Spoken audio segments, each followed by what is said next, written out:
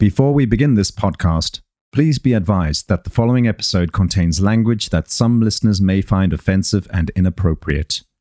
The opinions expressed by the host and guests are their own and do not reflect the views of the podcast producers. Listener discretion is advised.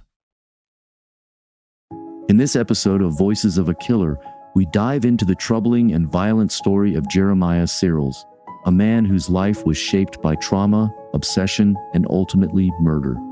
Jeremiah's journey is marked by a long history of emotional turmoil, an upbringing defined by instability, time spent in boys' homes, and struggles with anger and control. But it's his volatile relationship with Melissa Chapman that takes center stage, culminating in a brutal act of violence that left her dead and Jeremiah facing a 30-year prison sentence. Today, we explore not only the events that led up to this horrific crime, but also the questions that linger in its wake. Was Jeremiah's path to violence inevitable, or could intervention at an earlier stage have prevented Melissa's tragic fate? And what does this case tell us about control, fear, and the ways in which love can turn deadly? Listen closely as we unravel the complexities of a man consumed by his inner demons on this episode of Voices of a Killer. Hello, this is a prepaid collect call from Jeremiah. an offender at the Jefferson City Correctional Center. To accept charges, press 1. To thank you for using Securus. You may start the conversation now. So, Jeremiah, are you from Missouri originally? Well, since I was 12 years old, I lived in Missouri. Up until 12, I lived in Colorado. Okay. So, from, the start to 12 years old, you lived in Missouri. Where at? Northwest corner in the Gentry and Worth County area. So, it'd be around Kansas City? Yeah, it's like probably an hour and a half north of Kansas City. It's right up on the Iowa line. How would you describe your childhood? Was it normal or violence or what? Well, I was always in and out of boys' homes in Colorado on medicine. I still viewed my childhood as kind of normal, though, when I moved out to Missouri. Who'd you stay with whenever you were in Missouri? Both your parents? Just my mother and then her husband's stepdad. So I had a mom and a stepdad. So did you get along with all them? Did you have any kind of troubles growing up with them? Oh, excellent. Yeah. So my stepdad was awesome, real bottle. My mom was definitely, my mom loved you. Okay. So you did well, it sounds like, up until 12. What made you move to Colorado? No, up until so I was born in Columbus, Ohio, and we moved to Colorado before I turned 1. And I lived out there until I was 12, and then I moved to Northwest Missouri. Okay. So you were in Colorado up until 12, and everything was great with the stepdad and your mother. Yeah, okay. Yeah. So what made you move to Missouri? Well, that stepdad had a heart attack on Christmas in 1994. On Christmas, huh? We were on vacation. Yeah, we were on vacation out to Ohio to visit Grandma. He had a heart attack, and so when he recovered, we moved to Northwest Missouri because that's where all of his family was from. You said you were, he was a good role model in that, so that probably affected you, didn't it? Oh, yeah. But he didn't die. He didn't die. So the guy had a heart attack, but he didn't die, and y'all moved because of that. Okay. Yeah, we all moved close to his family because he didn't die, and they were all in the hell. Okay. So y'all moved to Missouri around, I guess, his family, you said? Yeah. What was that like moving? It was still like what my stepdad loved to do was like hunt. We were out in the country. And yeah.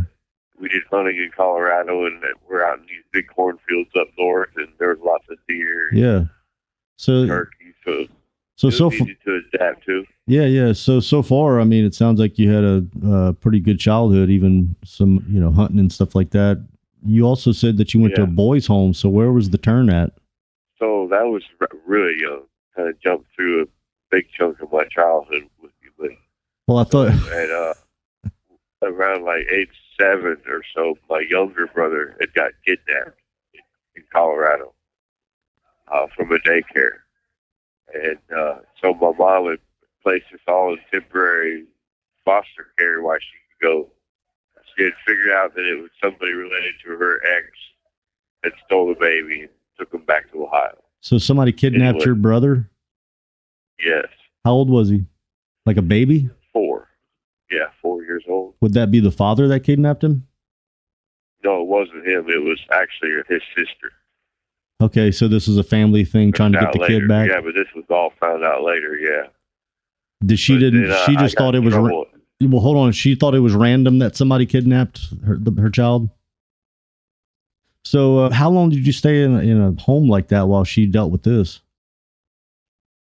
Well, it was supposed to be more temporary, like maybe even just weeks or a month, but it turned out to be about 3 years Okay, something's. because of behavioral problems. They put me in a couple mental homes up outside of Denver, Colorado, called Fort Logan.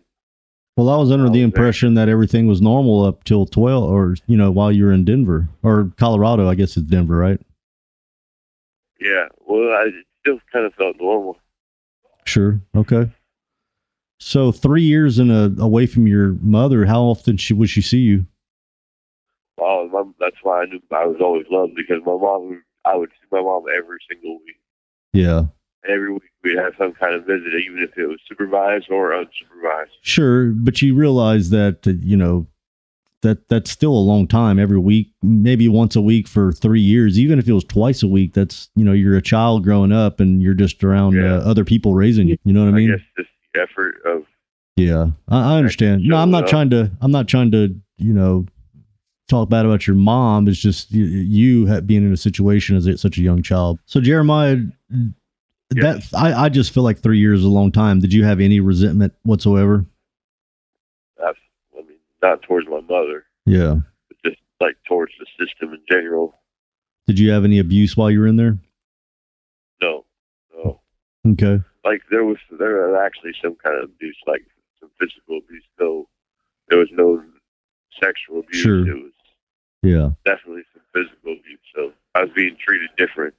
Yeah. Were you put into people's homes, or did you go to like a boys thing? I was Both. in foster care units, and then I was in residential treatment centers. Yeah. Then I was in an actual mental house for children. What kind of mental stuff did you deal with as a child? Well, they would just see me as really hyper, so they would experiment with medicine. This was the early 80s, and I was on Ritalin. They would put all the hyper kids on Ritalin, said they were ADHD. Did you feel like that was something you needed? At the time, I had no idea. I mean, I was just kind of like the experiment, but I do remember the side effects of me taking it growing up. What were the side Made me effects? Not hungry, more felt like a zombie almost. I remember missing it a few times, then going through the day and feeling like normal. And so, them accidental missings of the pill, You could tell. allowed me to discover that hey, something is wrong with me. Did you ever tell anybody that you didn't, like the medicine? Yes, many times, different doctors. What'd they say? Well, they would just readjust it and experiment with it something else, or add some milligrams. So you felt like they were kind of just using you to Covering test it up. stuff? Yeah. So you get to Missouri and, you're hunting and everything like that. How did you do in school? Were you a good student?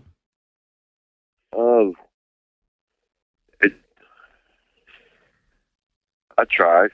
I wouldn't say I was a bad student, but I struggled with some things because I was always pretty hyper. So Did you? the medicine affected me. Yeah. Were you still taking the medication as Yeah. past 12? I wasn't disruptive in class, but it was sometimes hard to keep up.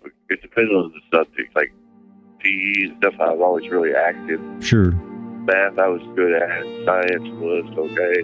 Yeah. But I remember like social studies and stuff with writing and punctuation, I struggled with. Jeremiah describes his childhood as normal, but beneath the surface, things were far from it. He moved around frequently, spent time in boys' homes, and faced struggles with his mental health. In his mind, however, this instability was just a part of life. But it's worth asking, what effect did this early chaos have on his development?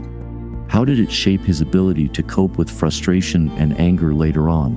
One key detail is Jeremiah's diagnosis with ADHD in the 1980s, a condition that significantly impacted his behavior. ADHD, or attention deficit/hyperactivity disorder, affects one's ability to focus, control impulses, and manage emotions. During that time, Ritalin, a stimulant medication commonly prescribed for ADHD, was used widely to treat hyperactivity in children. Jeremiah, like many others, was placed on Ritalin as a young boy. While this drug has helped many manage ADHD symptoms, it comes with its own challenges. Ritalin can sometimes cause side effects like mood swings, anxiety, and in some cases, an emotional numbing effect. Jeremiah mentioned feeling like a zombie at times, disconnected from his emotions. It's important to note that ADHD is a complex condition and not all children respond to medication in the same way. Research shows that children with ADHD are more likely to experience difficulties with self-regulation, leading to higher risks of impulsivity and aggression in adulthood. In fact, about 30 to 50% of children diagnosed with ADHD continue to experience symptoms into adulthood, and some studies suggest a connection between untreated ADHD and an increased likelihood of engaging in criminal behavior later in life. Jeremiah's struggles with hyperactivity and medication, coupled with the instability in his family life, may have played a role in his inability to manage his emotions and impulses as an adult. Was it this early chaos, the untreated trauma, or the side effects of ADHD that planted the seeds for the compulsive behavior that would later lead to murder? So, did you graduate high school? No. What happened? Well, I actually ended up getting released from that place, and we moved to Missouri. I ended up going to school up in northwest corner there in Missouri, and ended up getting in trouble in school. For what? And my reaction I stabbed the principal's tires to his truck. I got mad, and that was the way I reflected my anger back then. Was damage something? Damage things. Try to hurt people through their items. Yeah. Is that something you would get aggravated and feel like, well, I can't, if I go to the extreme, I'll get put in jail or get in trouble, so I want to do something to them where I at least get away with it? Yeah. Yeah. Okay.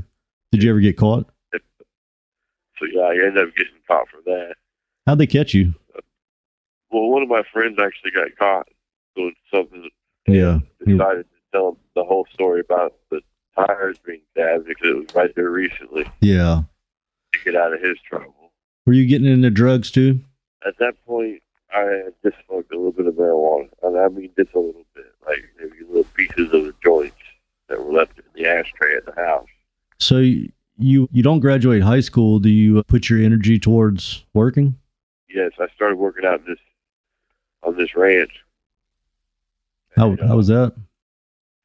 I loved it. Yeah, it wasn't too far from the house where I was staying, and I could ride the 4-wheelers back and forth from work.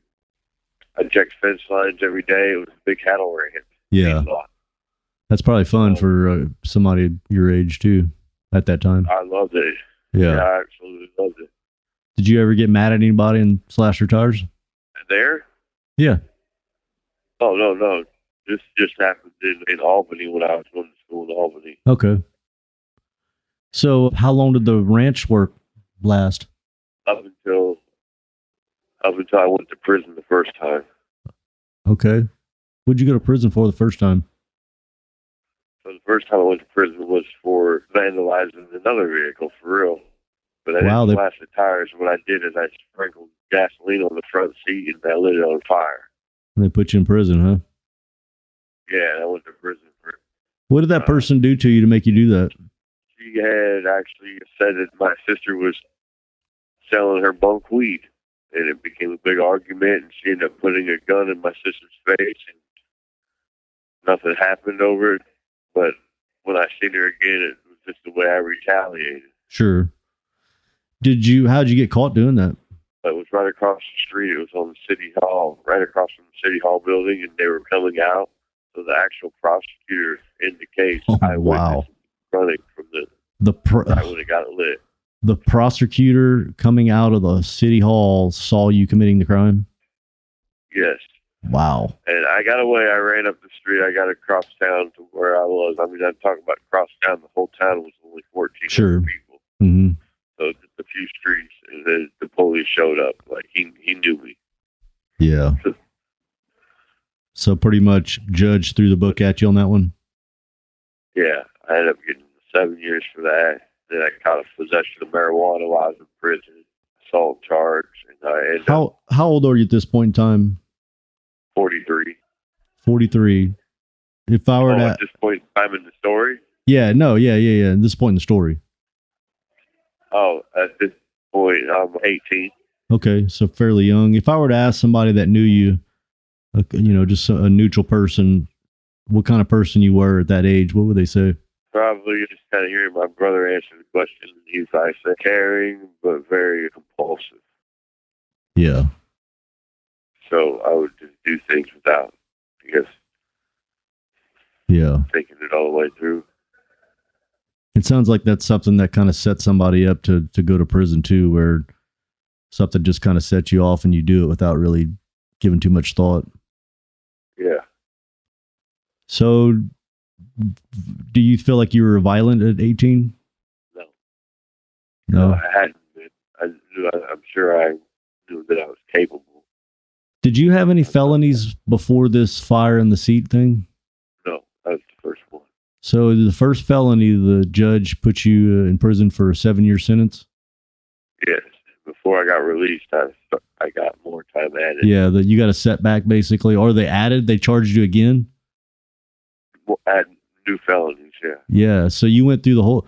Well, so what I understood, and you can correct me if I'm wrong, but sometimes like when there's something like possession of marijuana in prison, they just give you a setback on the original charge that you're there on, and they don't bring you all through the court system. Does that still work like that? Missouri actually will refer you for prosecution to that county's prosecution. Okay. And they pick up the case if they think they have enough evidence, and I guess they did, and I ended up getting an outside new charge. Yeah. So for possession of marijuana. I'm talking about crumbs. Yeah. So I hear you. So at 18, how long did you spend in prison before you got it? 6 years total? Well, 6 years, and then I got in trouble. Altogether, I did 13 years. So you spent from 18 years old, you spent 13 years without getting out? Yeah. For lighting someone's vehicle on fire and then possession of marijuana, 13 years without getting out. Yep. And I caught really bad conduct in prison, so every time I went up for parole, I would get pushed back because of my conduct. What was the worst violation you got while in there? Besides the marijuana? Just a lot of small stuff, fighting and stuff? Fights, yeah. Yeah. So you get out, are you a changed person, you think, or you're worse, or what? I didn't want to do that anymore.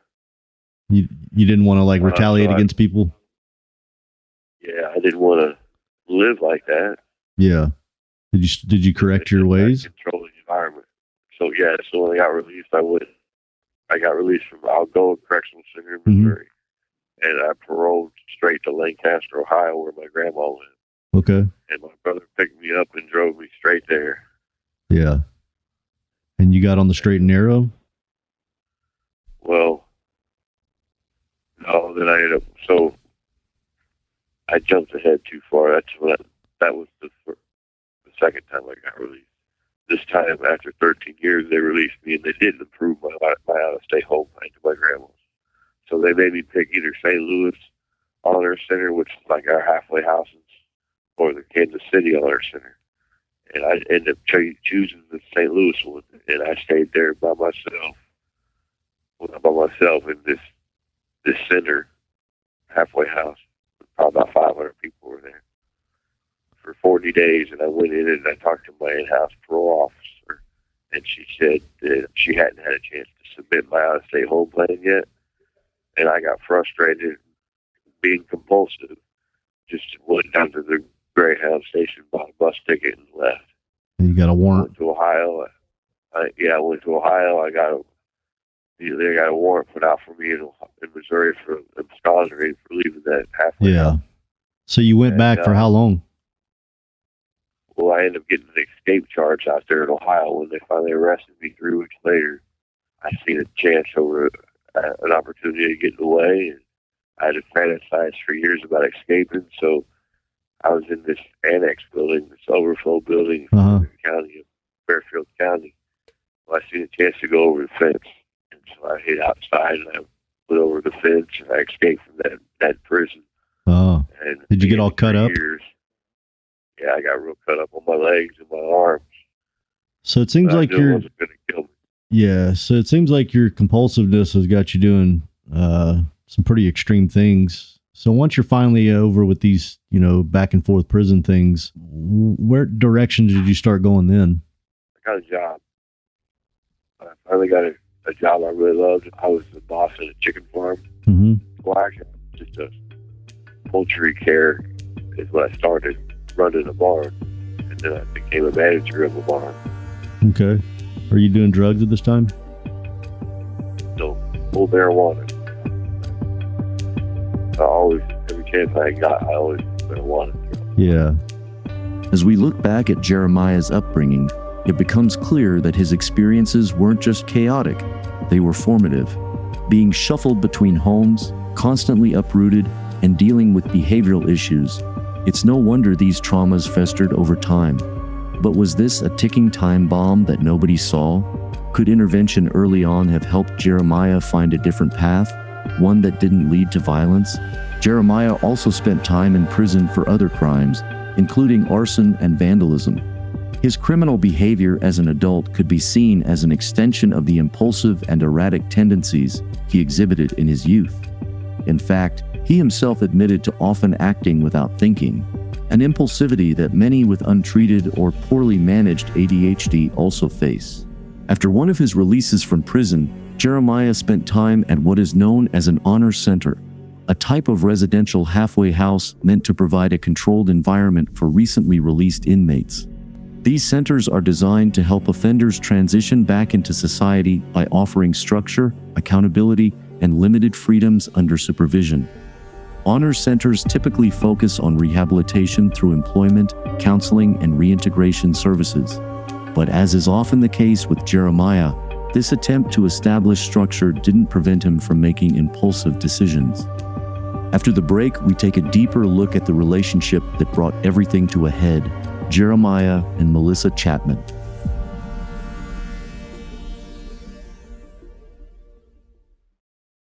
So Jeremiah, you're working and everything back out. How did you come across the victim in your case, Melissa Chapman?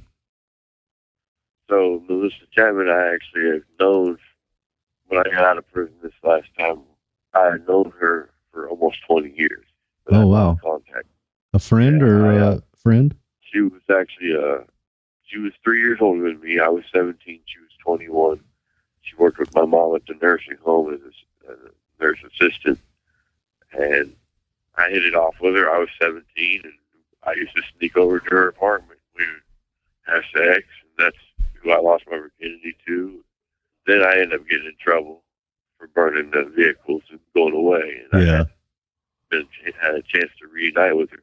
Right. For 20 years. I came back to Missouri, looked her up on Facebook, and found out that she was living in city of Iowa.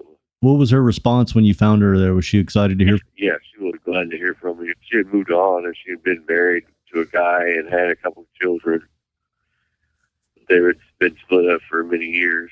So did y'all meet up and pick back up where you left off? Yeah, basically we met up, and a week later I was moving to her 3-bedroom house from Sioux City, Iowa, down to a place we had rented in Bethany, Missouri, and yeah, we had a house on Main Street. I guess I thought a happily ever after I had dreamed of was actually going to come true. But happily ever after would be short-lived.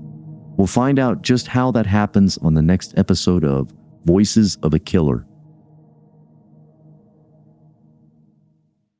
If you want to find out what happens next, right now, you can sign up at patreon.com/voicesofaKiller. There you can find bonus content, early access, ad-free listening, and access to our chat community. So go to patreon.com/voicesofakiller to sign up now. Your support is what keeps us passionate about bringing these stories to you. That's a wrap on this episode of Voices of a Killer. A big shout out to Sonic Futures, who handled the production, audio editing, music licensing, and promotion of this podcast. If you want to hear more episodes like this one, make sure to visit our website at voicesofakiller.com. There you can find previous episodes, transcripts, and additional information about the podcast. Lastly, if you enjoyed this episode, please consider leaving us a review on Spotify, Apple Podcasts, or wherever you get your podcasts. Your feedback helps us improve and reach new listeners. Thank you for your support, and we can't wait to share more stories with you in the future. Thank you for tuning in. I'm your host, Toby, and we'll see you next time on Voices of a Killer.